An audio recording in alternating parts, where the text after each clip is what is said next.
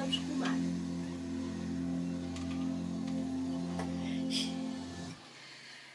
Uma vez mais, olá, bom dia, bem-vindos então, última hora do Bom Dia Açores nesta sua última edição para o mês de julho. Hoje é quinta-feira, 31 de julho e em estúdio já tenho aqui comigo o Sr. Padre Vítor. Olá, muito bom dia. Bom dia, Lucélia, já percebi que estás melhor.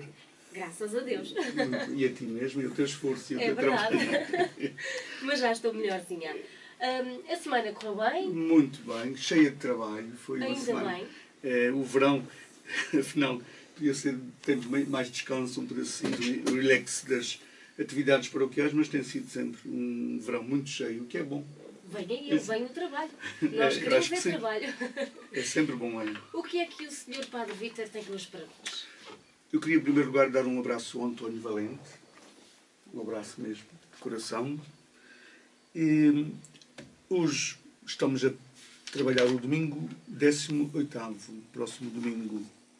Há dois temas aqui que são interessantes e muito pertinentes nas nossas vidas. O primeiro vem da segunda leitura. Raramente eu falo da segunda leitura, mas é sempre, normalmente é uma carta de São Paulo, uma carta de São Pedro, dos apóstolos, aqueles que escreveram cartas às igrejas no início para confortar as igrejas, mas também para dar orientações para que o cristianismo não se desviasse daquilo que era o essencial. E São Paulo, nesta semana, vai atiçar-nos no sentido de o que é que pode conduzir o homem ao abandono da fé. O que é que pode motivar a que uma pessoa perca a fé em Deus? Nós, muitas vezes, lidamos com situações na vida tão dramáticas que uma das perguntas que nos vem à mente é esta: mas afinal onde está Deus? Não é? Nós percebemos isso muito, em muita gente. Eu lido muito com a morte na vida de padre, lidamos muito com a vida, o que é bom, que o batismo é vida e os outros momentos felizes da vida, mas lidamos também com a morte. Ainda ontem tive um funeral, portanto, lidamos muito com a morte. E um dos desabafos que às vezes se ouve, porque o padre representa um pedacinho de Deus naquele momento, as pessoas olham para o padre e dizem: São Padre, então, estou muito ofendida com Deus, ou estou muito magoado com Deus, ou esperava mais de Deus. Como é que é? Onde é que está Deus nessas histórias todas? E não é fácil a resposta naquele momento, porque a pessoa está bloqueada a qualquer explicação que a gente possa dar. Naquele momento, a dor da pessoa é maior do que qualquer explicação razoável que a gente possa dar sobre onde é que está Deus naquele momento. Deus está ali, sofrendo com a pessoa, vamos dizer assim, está ali fortalecendo a pessoa, está ali alimentando a fé da pessoa, esteve ali para acolher a pessoa que partiu, ou seja qual for a situação, portanto, Deus está. O que é certo é que São Paulo diz: quem nos poderá separar do amor de Deus, do amor de Cristo? E depois ele conclui: nada nos pode separar do amor de Deus. Ele diz as várias situações da vida que nos poderiam separar de Deus, as dificuldades, as tribulações, a fome, o sofrimento, a doença, a própria morte, poderiam nos separar do amor de Deus. Ou seja, quando ele diz poderiam, quer dizer que são uma possibilidade de nos fazer afastar, principalmente se não temos a nossa fé muito esclarecida. É bem possível que nessas situações nós nos afastemos de Deus. Mas uma coisa é eu me afastar de Deus, outra coisa é Deus se afastar de mim, o que não acontece. Deus não se afasta de mim só porque eu me afastei dele. Deus não se zanga comigo, ou não fica ofendido comigo, ou não se distancia de mim só porque eu estou neste momento magoado com ele, porque esperava mais dele. Também é importante nós percebermos, as pessoas têm que se perguntar o que é que esperam de Deus no seu dia-a-dia, na sua vida. Se esperam que Deus lhes venha resolver os problemas, qualquer dificuldade que elas vão ter, vão culpar Deus porque não resolveu aquela dificuldade, aquela situação. Deus não é para resolver os nossos problemas. Falamos disso a semana Já passada. falamos, portanto, as pessoas têm que estar atentas a isso. O não pedir nada a Deus, o não esperar nada de Deus. O sentido de Ele não vai resolver os nossos problemas. Não vai. A gente tem que fazer a nossa parte. A gente tem que se mexer. A gente tem que fazer alguma coisa. E esta leitura ajuda-nos nesse sentido. Mas também, isto também nos leva para uma outra dimensão, que é a dimensão da vida para além da morte. Nós fomos criados, mais a minha geração, nós fomos criados numa educação cristã que dividia as pessoas entre boas e más. Já fomos falando nisso por causa das parábolas do reino. E ao dividir as pessoas entre boas e más, colocava pessoas umas no céu, outras no inferno, automaticamente. Ou seja, tomando uma decisão por Deus. Nós na Terra tomamos decisões por Deus. Quando na Bíblia tudo o que vemos de Deus é Ele faz tudo para conquistar todas as pessoas. Nós aqui na Terra fomos decidindo por Ele, fomos dizendo esta pessoa vai para o inferno, aquela vai para o céu, aquela vai se purificar para o purgatório e por aí fora. Este texto diz-nos que Deus faz sempre tudo para conquistar todos. E a cruz foi a prova disso. Se Deus não pôs limites ao amor de Cristo para que todos fossem salvos, a gente agora tem que pôr como conclusão disto que Ele de facto não colocará ninguém fora de si. Nunca. Há um livro interessantíssimo, não sei se já leste, que é A Cabana, de Paul Jung, que tem lá uma história muito interessante de um pai, tem vários filhos, uma das filhas pequenina com 6 anos desapareceu de casa, entretanto depois descobriu-se que essa criança tinha sido violada e assassinada. Entretanto, a história é muito bonita porque vai trazendo ao de cima tudo aquilo que entra no coração de um pai quando perde uma criança dessa forma. E Deus vai puxando por esse homem também vai puxando por Deus, num suposto encontro que ele tem com Deus. E então, uma das coisas que este homem diz é: tu, ó Deus, tu de maneira nenhuma podes pôr o homem que matou a minha filha, podes pô-lo no céu. E Deus diz assim: olha, troca comigo de lugar. Vais fazer de Deus agora e eu vou fazer de personagem de ti. Tu tens quantos filhos? Ainda tinha vários filhos, este senhor. E todos são muito bons. Dizem: tenho uma que é muito rebelde, que me causa imensos problemas, estou sempre a ser chamada à escola por ela. É de facto uma pessoa que muito difícil, a minha filha é muito difícil de trato humano e tem-me causado imensos problemas aqui na Terra, disse o homem. E Deus, que estava do lado do homem, diz assim: tens agora uma solução.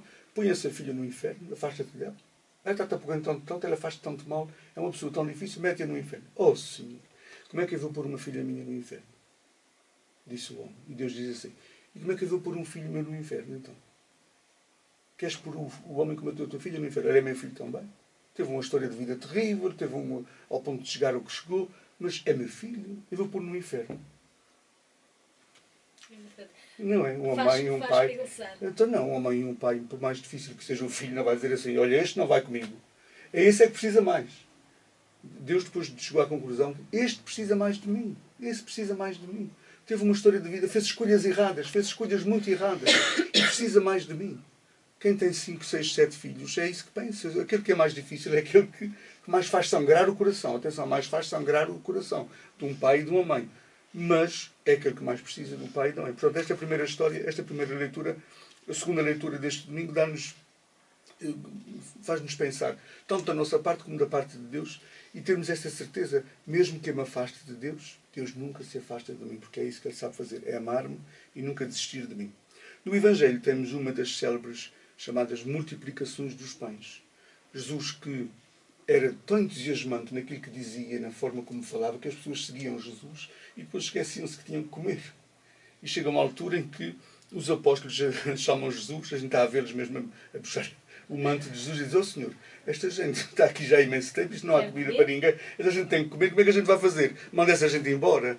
Manda essa gente embora, diz Jesus, dão-nos vocês de comer. Esta frase é das frases mais inquietantes para mim da Bíblia.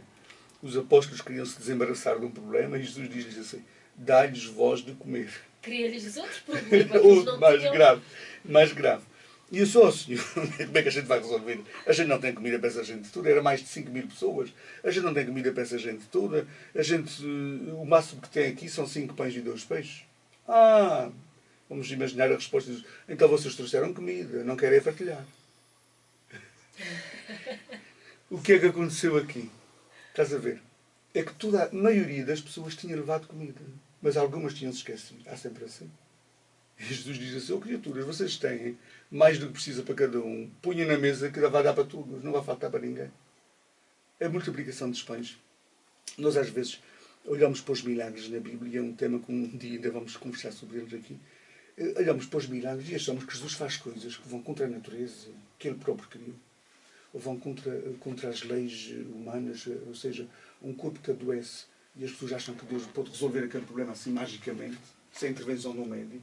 Deus não estudou medicina, não pode resolver. E, portanto, se Deus também não é padeiro, não pode fazer pão, alguma coisa aconteceu ali. Jesus não é padeiro, Jesus não fazia, não ia fazer basicamente. As pessoas imaginam às tantas, imagina as pessoas a pensarem que tinham 5 pães num cesto e depois, como se fossem pipocas, começaram a saltar pães, assim, magicamente. Não há magia, Deus não pode ir contra a natureza. Se na natureza humana não é assim que se faz pães, os pães fazem-se pondo no forno, vários, amassando e pondo no forno. Deus também não ia fazer uma coisa contrária. Jesus não ia fazer uma coisa contrária a isso. Porque Ele próprio, se é o Deus Criador, é que criou também a natureza. Não ia contra as leis que Ele próprio criou. Se Ele quisesse que a lei tivesse magia, que houvesse magia, verdadeira magia, a gente sabe que é ilusão. Ele teria feito. Para que é que a gente está a estar a amassar tanta massa e pôr no forno e tira de forno e está atento e vê? Então fazia-se magicamente, não era? Pum, saiu o pão dali. Não. Jesus não fez nada disso. Jesus não fez nada disso. O que ele fez, no céu, e que é muito mais bonito, é aquela gente toda, tinha 5 mil e tal pessoas ali. Acreditemos que tinha ali umas mil e tal pessoas, tinham levado comida. Um farnel. Imaginemos a conta que foi dada ali, 5 pães e 2 peixes. Imaginemos que aquilo era para 2 ou 3 pessoas. 5 pães e 2 peixes, já estão a dar para mais do que isso. E o que Jesus disse foi: ponham em comum o que vocês já trouxeram, o que esta gente toda trouxe, e não vai faltar para ninguém. A multiplicação dos pães foi uma partilha, no fundo. Foi uma partilha. As pessoas tinham vergonha estavam agarradas, tinham medo que faltasse para elas e não queriam partilhar. E Jesus desafiou-as a fazer. E elas, mais por vergonha do que por respeito, começaram a pôr em cima da mesa. E não faltou para ninguém. Ainda restou imenso. Assim é mais bonito. Já viste? Não tem toda a lógica. Porque a gente espera logo. O autor que eu normalmente leio para preparar as homilias diz assim: a gente espera logo um Jesus que é super-homem, que tem aqueles poderes mágicos. Não. Isso não nos interessava. Não. O que é que me interessava? Um Jesus super-homem dessa forma, a fazer magicamente sair pão de um cesto. Isso o que é que me interessava a nós, que eu não posso fazer isso? Eu não tenho esses poderes. Portanto, era uma coisa que automaticamente ia ao ar. O que interessa muito mais este Jesus que desafiou as pessoas a partilharem, a não serem egoístas, a não guardarem só para si, a não terem medo de faltar. Porque não faltou. Quando a gente põe na mesa, nunca falta. Nós vemos, aqui em Santa Maria, nós temos uma experiência riquíssima, que para mim é única, que são as sopas do Espírito Santo. A gente vai comer à 1 e pode ir comer às 9 da noite e ainda tem sopas. Isto é partilha. É verdade. Não falta para ninguém. As pessoas não têm medo que falte. As pessoas não têm medo que falte. E quando a gente não tem medo que falte, não vai faltar mesmo. Não vai faltar mesmo. E quando há boa vontade e toda a gente trabalha para o mesmo e partilha, lá vem outra vez a partilha. Dá para todos. Se Jesus tivesse resolvido aquilo magicamente, este texto não interessava para ninguém. E nem sequer estaria aqui no Evangelho. Ele fez isto, desafiou as pessoas a porem em cima da mesa aquilo que tinham, precisamente para nos dizer que é possível fazer o mesmo. No mundo há gente que passa fome. Eu vou-me revoltar contra Deus. Vou dizer a Deus como é que permites que haja gente que passa fome. Nós não podemos, de maneira nenhuma, culpar Deus da fome que existe no mundo. Há uma história, pode ser verídica ou não, mas é um homem que passa por uma montra e vê 2 ou 3 sem-abrigos a dormirem debaixo da montra, cobertos com aqueles, normalmente com caixotes, e entre eles estava uma criança. E esse homem é católico, chega a casa revoltadíssimo, e os católicos normalmente fazem a sua oração da noite, antes de deitarem, e fazem bem. E a sua oração da noite foi uma revolta contra Deus. Ó Senhor, eu estou muito zangado contigo. Esta imagem que eu acabei de ver ali, naquela montra, 3 pessoas, uma delas uma criança, sem abrigo, a dormir na rua, às tantas com fome, é revoltante. Então não fazes nada para isso. Como é que é? Como é que tu permites que haja gente a dormir na rua, a passar fome, inclusive a crianças? Ainda agora estava vendo as notícias logo de manhã, na faixa de Gaza, as crianças estão sofrendo terrivelmente. Às tantas as pessoas revoltam-se contra Deus porque aquelas crianças estão sofrendo. Deus é que está fazendo a guerra. Deus não está fazendo a guerra. E então este homem estava revoltadíssimo. Depois ele começou a adormecer, depois desta oração que não foi bem aquela que ele costumava fazer, estava mal disposto, começou a adormecer e a consciência veio de cima. No mais profundo da consciência deste homem, Deus falou, que é aí que Deus fala. Deus não fala à superfície, Deus fala no mais profundo. E o que é a resposta que Deus deu a este homem? Eu criei-te para tu fazeres alguma coisa quando passaste por aquela montra. Tu é que tinhas que fazer alguma coisa, não era eu. O homem, de facto, ficou inquietado porque ele é que tinha que fazer alguma coisa. Quando no Antigo Testamento Deus viu o povo no Egito a sofrer, o que é que Deus fez? Fez uma intervenção mágica? Não. Inquietou Moisés para fazer alguma coisa. Inquietou de tal maneira a consciência, o coração de Moisés, que Moisés, para descrever isso, não conseguia, então disse era como se fosse uma sarça ardente. Quando a gente fala da sarça ardente de Moisés, que a gente aprende na catequese, aquilo quer dizer, Moisés estava tão inflamado por dentro, estava tão inquietado com aquela situação, que teve que fazer alguma coisa. Quem é que pôs aquela inquietação dentro dele? Foi Deus. Deus não interveio magicamente tirar o povo todo do Egito. Moisés já que teve que ir falar com o faraó, teve que sofrer fazer as tripas de coração, teve que sofrer imenso a travessia. Portanto, Deus não faz diretamente. Criou-nos para fazermos alguma coisa para o bem do mundo. Portanto, os males que existem no mundo somos nós que os temos que resolver. E é importante a gente não pensar, mas a gente nunca consegue resolver tudo. Olha, pelo menos tentemos resolver aqueles que estão à nossa volta. Tentemos resolver as situações. Nós temos aqui na ilha uma instituição chamada Fraterna Ajuda Cristã, que é a instituição da Igreja de Santa Maria, que trata desses casos pontuais que não são assistidos nem pela Segurança Social, nem pelo Rendimento Social de Inserção, aquelas situações que ficam excluídas todas. Nós estamos atentos, é uma equipa que está atenta em todas as paróquias da ilha a essas situações que é preciso resolver no imediato, sem que nós não tenhamos também preocupação depois de criar uma situação definitiva, mas se a pessoa naquele momento está precisando de alimentos, está precisando de ir a fazer as suas compras e não tem dinheiro, a Fraterna Ajuda Cristã o que faz é dar um cabaz de compras mensal ou semanal, conforme a situação da família, se é numerosa ou não. Nós estamos atentos a essas situações. Portanto, a Fraterna Ajuda Cristã é, na Ilha de Santa Maria, neste momento, em termos de Igreja Católica, a instituição que está a tentar distribuir, ela recebe donativos, recebe dos seus sócios, façamos-nos sócios da Fraterna Ajuda Cristã, pagando uma cota mínima, aquilo que a gente acha que podemos dar mensal ou anualmente, e depois a Fraterna Ajuda Cristã vai distribuir. Para nós nos fazermos sócios desta Fraterna Ajuda Cristã, como é que fazemos? Vamos à matriz, às quintas-feiras, das 3 às 7 ou das 15 às 19, e a gente inscreve-se, a gente faz-se sócios. Porque a Fraterna Ajuda Cristã está atenta a esses casos na nossa ilha, que já são muitos. Cresceram exponencialmente nos últimos 2 anos, principalmente. Cresceram muito, porque a situação também não é fácil no nosso país, na nossa região e na nossa ilha. Então a Fraterna Ajuda Cristã está atenta a isso. Ela recebe donativos, ela recebe bens, ela recebe o que as pessoas acharem por bem darem. Está ligada à matriz, portanto pode ser ali na matriz, mas tem um delegado em todas as paróquias, de tal maneira que as situações difíceis que existem nas paróquias são trazidas à Fraterna Ajuda Cristã. É uma forma de estarmos atentos, não resolver as coisas magicamente, porque elas não se resolvem nem assim, nem Jesus as resolveu, mas é nós, com aquilo que já temos. Jesus pegou nos pães que eles lhes trouxeram e disse agora os outros façam o mesmo e não vai faltar para ninguém.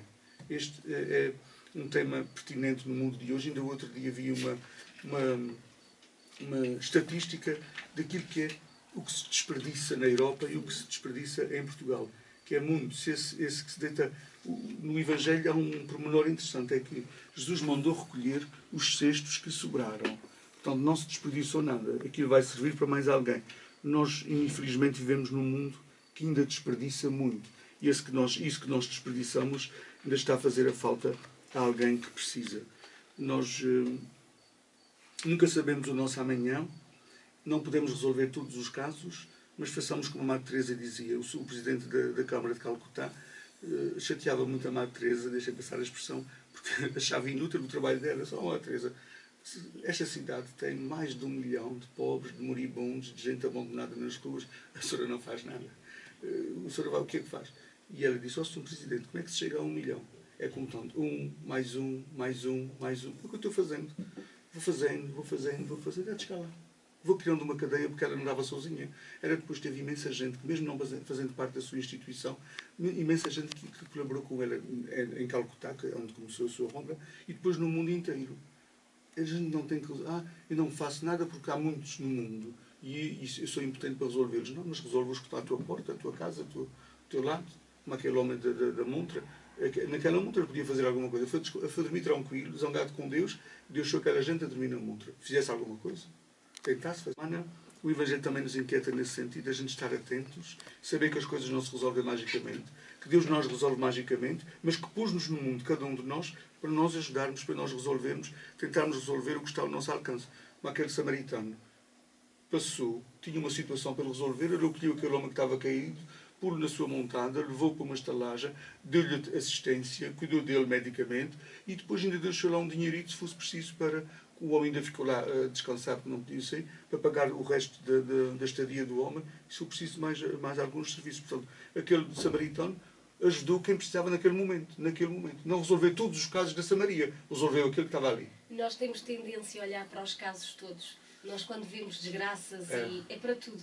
E às vezes, se nós pararmos um bocadinho para pensar e dizermos, eu se calhar todos não posso ajudar, mas aquele em particular... Vamos começar por alguma coisa, por alguma situação, por alguma pessoa. Já está o problema resolvido. É isso. A Madre Teresa tinha essa ideia. Porque se cada um estiver atento a alguém que precisa mais do que ele, que nunca se meu amanhã, a gente vai resolvendo. As coisas vão se resolvendo.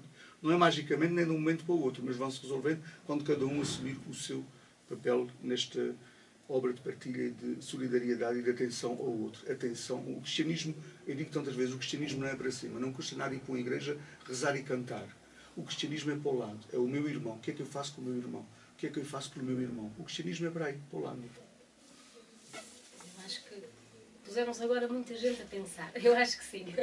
Nós já nos ligaram por 2 ou 3 vezes, mas eu não consigo chegar à conversa com a pessoa nem colocar no ar. Eu peço imensa desculpa. Tentem ligar novamente para nós. Já nos ligaram por 3 vezes. Consigo-me perceber que tem alguém do outro lado da linha, mas não consigo chegar mesmo ao ponto.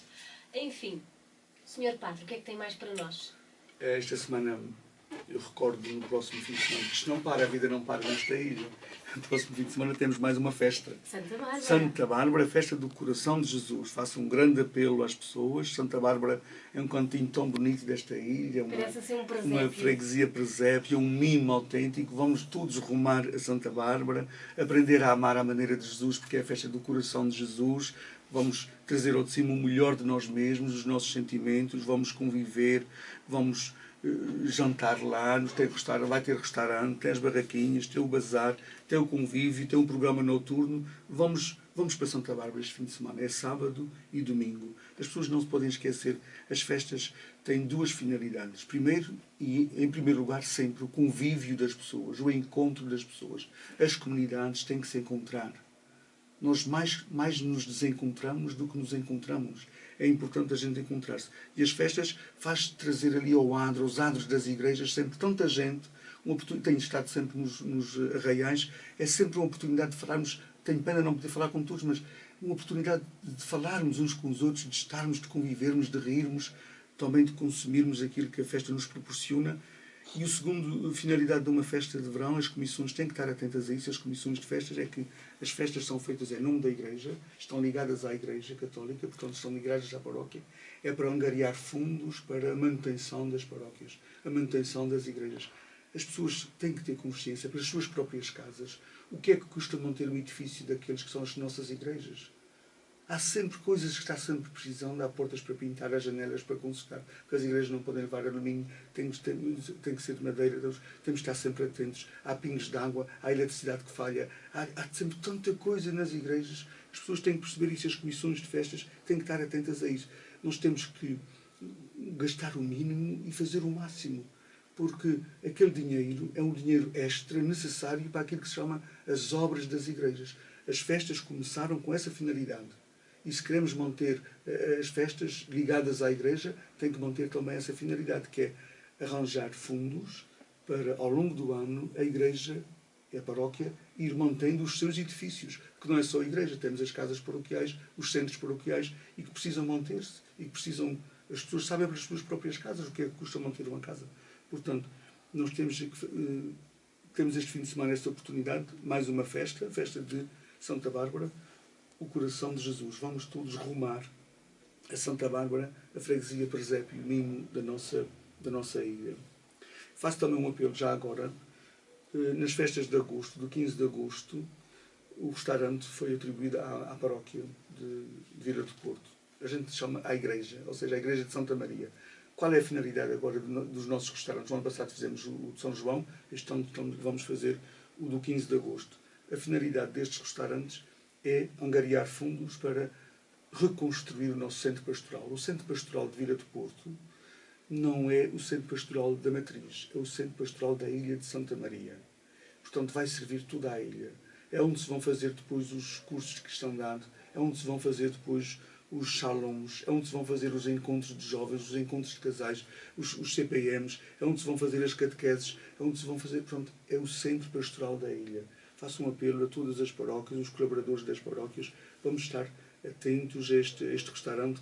A festa é de 14 a 17, inclusive, 4 dias, o restaurante vai estar aberto.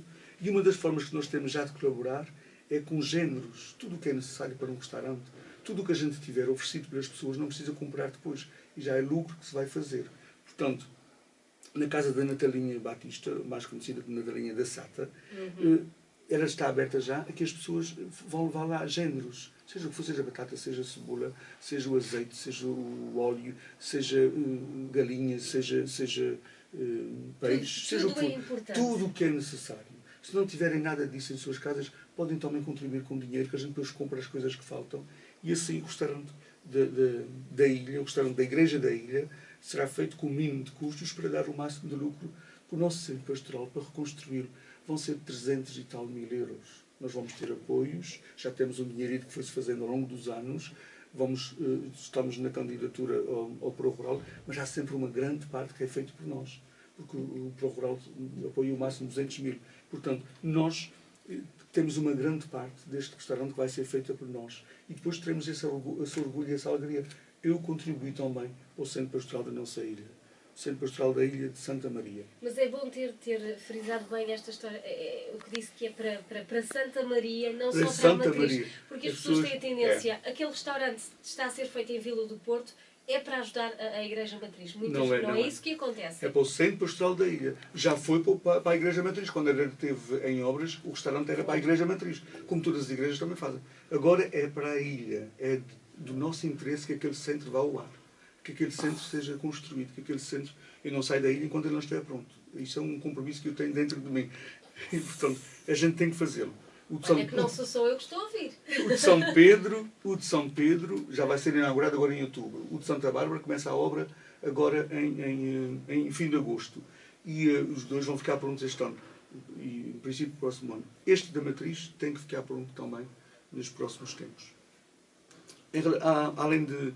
Então, temos as missas no sábado, o aeroporto, a missa às 19 horas. No domingo, a missa na Matriz, 10 horas. São Pedro, 10 horas.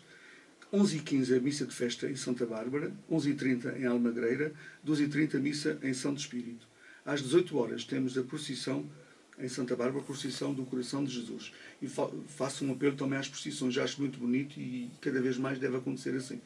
As pessoas das outras paróquias, aquela procissão é nossa. O Sr. Bispo, nestas crismas que fez agora da ilha, fez questão de destacar o trabalho que estamos a fazer para a ilha ser uma unidade. Os padres são padres da ilha. As paróquias têm o mesmo padre, o mesmo pároco, os mesmos párocos. Nós somos uma unidade. Não é a minha paróquia, aquela não é a minha paróquia. Todas são a nossa paróquia, a nossa comunidade. Portanto, todas as pessoas que quiserem participar na procissão, é sempre uma alegria ver gente nas procissões, porque as procissões só têm sentido se as pessoas vão. Não é se as pessoas estão a ver a procissão. É se as pessoas vão na procissão, participam na procissão. Faço um apelo também nesse sentido. Na próxima semana, faço um apelo também. Segunda-feira vai haver missa em Almagreira, mas depois eu tenho uma reunião às 19h30 na Igreja de Santo Espírito, com a Comissão de Santo Espírito da Igreja e com a Comissão de Festas, para começar a apresentar as festas. As comissões de festas vão começar a apresentar contas das festas que fizeram. Portanto, a festa de Santo António e Santo Espírito terá a reunião segunda-feira às 19h30 na Igreja de Santo Espírito, a Comissão de Festas e a Comissão da Igreja. Na terça-feira teremos, a seguir à missa de São Pedro, teremos a Comissão de Festas de São Pedro, juntamente com a Comissão da Igreja de São Pedro, a reunião de apresentação de contas das festas de 2014. Faço um apelo neste sentido. As pessoas não podem esquecer que as festas são da Igreja, porque são feitas em nome da Igreja. Portanto, faço um apelo às comissões, estarmos atentos nesse sentido, e é assim que têm trabalhado. As comissões têm sido excelentes, as comissões de festas da nossa ilha têm sido excelentes e têm esse sentido de fazer o máximo para depois ter a alegria de entregar à Igreja o fruto do seu trabalho para ajudar as despesas da Igreja. Um bem-aja a todos, um bom dia para ti. Muito obrigada ao Sr. Padre Vítor. Um bom dia a todos. Vai continuar por aqui. Fiquem aí desde